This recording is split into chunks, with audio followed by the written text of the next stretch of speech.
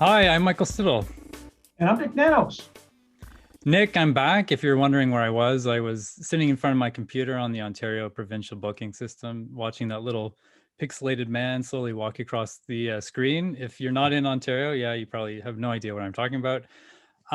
Things are looking up though in this country. We're number one, I believe, in the world for first doses, and now people like myself are fortunate enough to be booking second dose appointments. Pretty remarkable.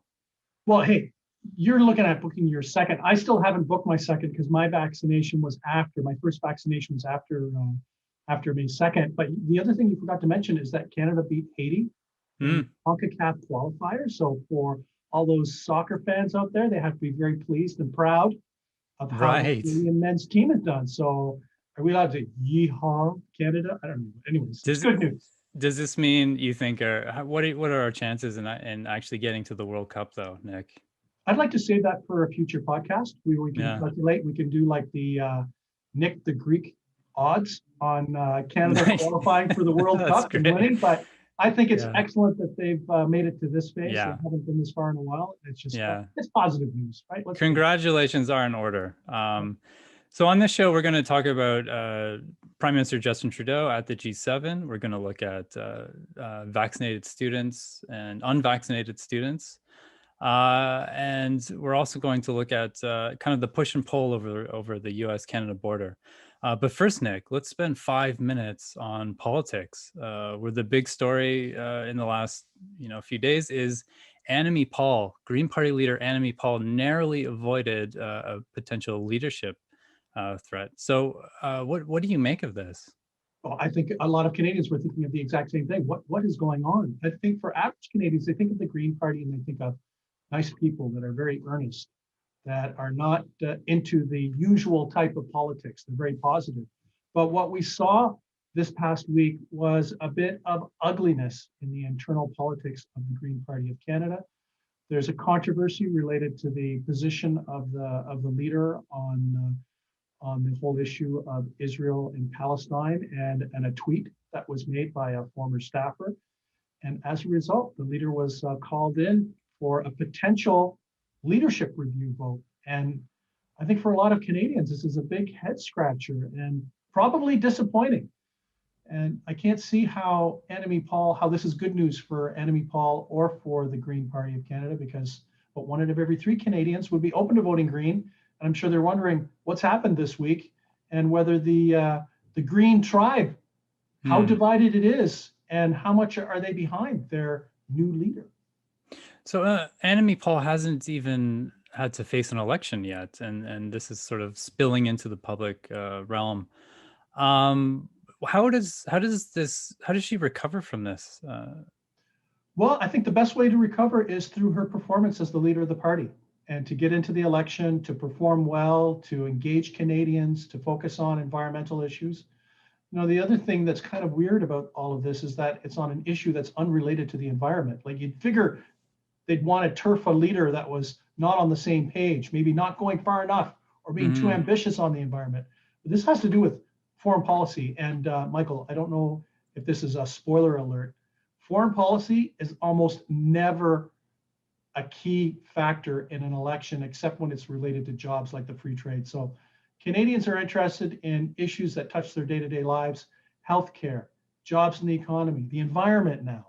So to, for the Green Party leadership to undermine their leader on a non-core issue to Canadians, and also an issue that is not really a big part of why people vote for the Green Party, is, I think, unfortunate for the Greens, and could affect their electoral fortunes depending on what happens.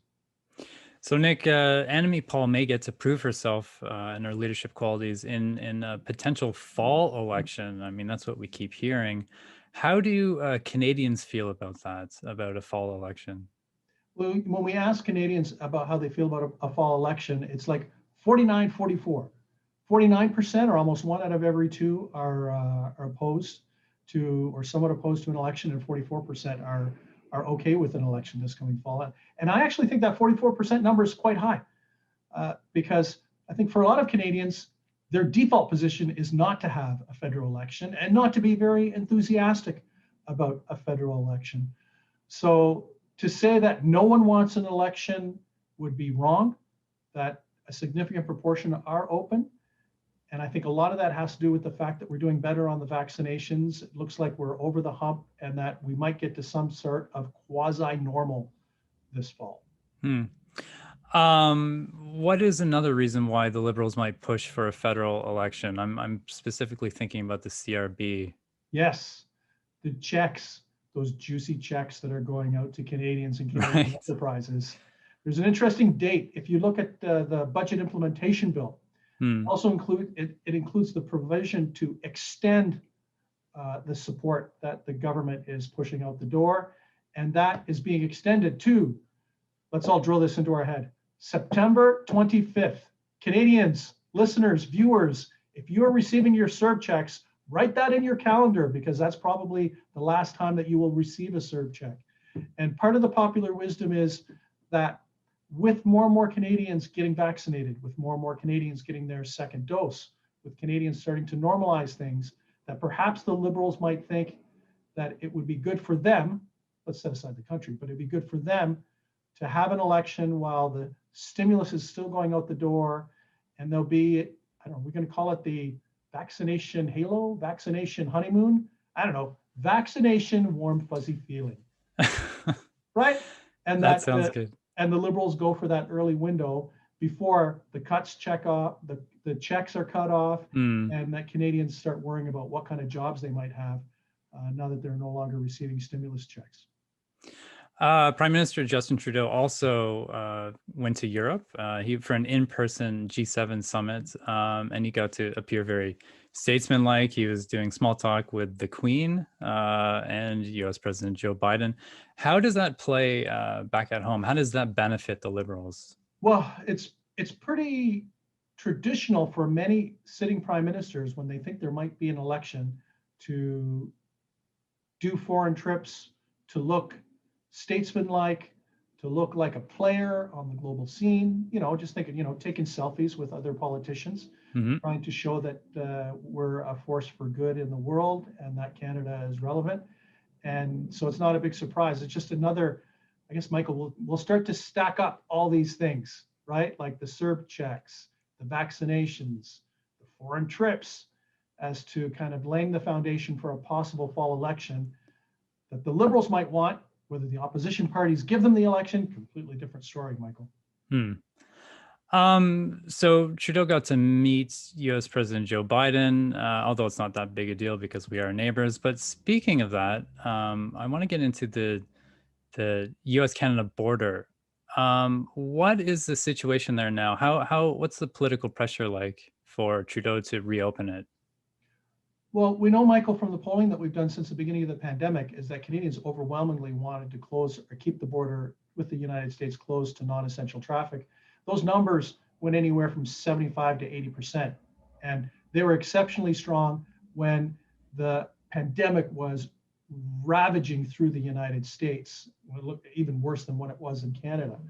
Fast forward now, in a recent survey that we just completed for Bloomberg News, about 45% of Canadians are comfortable or somewhat comfortable in opening the border to traffic with the United States, even non-essential traffic.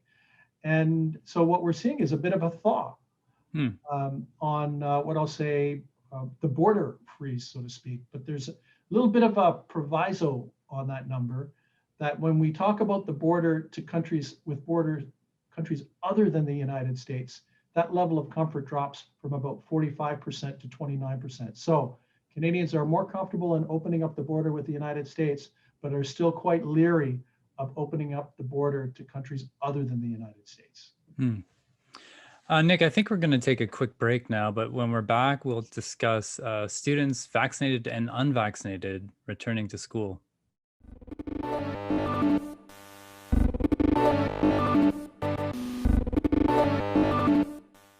And we're back. Nick, you did a survey recently on how Canadians feel about students who are unvaccinated returning to school. Why don't you talk about that? Well, Michael, for a lot of Canadian parents, it's been a bit of a seesaw over the last year. It's like, kids are going to school, then they're doing remote learning, and then they're doing hybrid learning, and almost month to month, the provincial governments are adjusting, changing, recalibrating the rules on whether kids can go to school in person or not. Right now, there's a little bit of a sigh of relief that the school year is ending and the vaccinations are in full swing, but we wanted to do a survey, and we did it with CTV's Power Play on how Canadians felt about students that choose not to get vaccinated attending school in person. And what we found was that about 59% of Canadians, or 6 out of every 10 Canadians, are opposed or somewhat opposed to unvaccinated children showing up for in-person learning. So how about if we say awkward? Things will be awkward in the fall as parents and students worry about others that might not be vaccinated. I mean, you at the start of the show, you talked about the what did you call it? The vaccine, not honeymoon, the vaccine warm and fuzzy feelings. Yeah, it's kind of like the halo, all that kind of stuff. Right. So is this kind of ending then? I mean, you know, schools aside, we're also seeing things where employers can legally expect their employees to be vaccinated if they want to return to work. I mean, or even crossing the border into the States, you might have to have an FDA-approved vaccine, which could be an issue for us with an AstraZeneca dose. Yeah. This schooling stuff, Michael, it could be kind of the thin edge of the wedge, which will open up a broader conversation, because then it will get into should there be mandatory vaccination for teachers? Once you start to talk about that, now we're talking about the workplace. I mean, there was a recent court decision in the United States, in the state of Texas, that allowed one of the hospitals, the big Methodist hospital in Texas, to suspend 168 healthcare workers because they did not get vaccinated. And this is going to be the new front. This is going to be the new front line on all of this stuff. And we should be expecting employers, for new hires at least, who knows, they might have things in the employment contract related to vaccinations and what the vaccination policy might have. This is going to be kind of like, Michael, it's going to be like the swamp in Vietnam, right? It's people are going to be going in, and then it's like, oh my goodness, this is much more complicated than we thought. Yeah. It's going to be much more difficult to win. This is going to be very awkward. And I think it's going to be the new battle line. Now, the good news is hopefully the pandemic will be under control. The bad news is that we have to get to what will the rules be for people coming back to work, whether it's part-time or full-time, and how telework factors. I wonder, and as you said, I mean, the swamp analogy, that if potentially we're getting, you know, yearly booster shots for different variants, this issue could go on for years potentially. Absolutely, and I'd like to declare a conflict of interest. I have no problems in being a human pincushion if it keeps my family safe. I know that's not everybody's cup of tea, but yeah, I think this is going to be a recurring issue. And, you know, for schools, there's already mandatory vaccinations for the stuff, you know, mumps, measles, rubella, all that tetanus, all that kind of stuff. And what we need is some clarity from a public health perspective, beyond saying, you know, everyone should get vaccinated. There needs to be some clarity under what conditions is it necessary to get vaccinated. And, you know, we may grow up in a world, depending on how things pan out, where if you don't get vaccinated, it might mean that there'll be more difficulty for you to travel. It might be more difficult for you to watch large sporting events or go to your local theater. Who knows where this could end? And I think that's why people are so passionate on both sides of the equation about this topic. Nick, now what's your upshot of this episode? What's your major takeaway? Maybe we can use a weather analogy. Currently sunny, weather, storm clouds on the horizon. We should be, you know, to the point that you made, Michael, that we should be very happy with the fact that more and more Canadians are getting vaccinated, that people are now getting their second vaccinations. So I think we could rightly say, because according to StatsCan, more than 70% of Canadians have received a vaccination, that the vaccination will be a success to one extent or another. But the storm on the horizon will be returning to work, whether vaccines are mandatory or not, under what conditions they're mandatory, and how this could be very divisive, even within families and between family members and between coworkers and stuff like that. You know, if someone believes in vaccines and a coworker is vaccine hesitant, how do you work that out? I don't know. I just don't know. Nick, as always, thanks very much. Thank you. And where can we find you? On Twitter at Nick, N-I-K Nanos, or to get those oodles of stats, www.nanos.co. And I'm also on Twitter at Michael Stittle, and you can also find more information on what Nick and I have discussed at CTVNews.ca. Thanks for listening.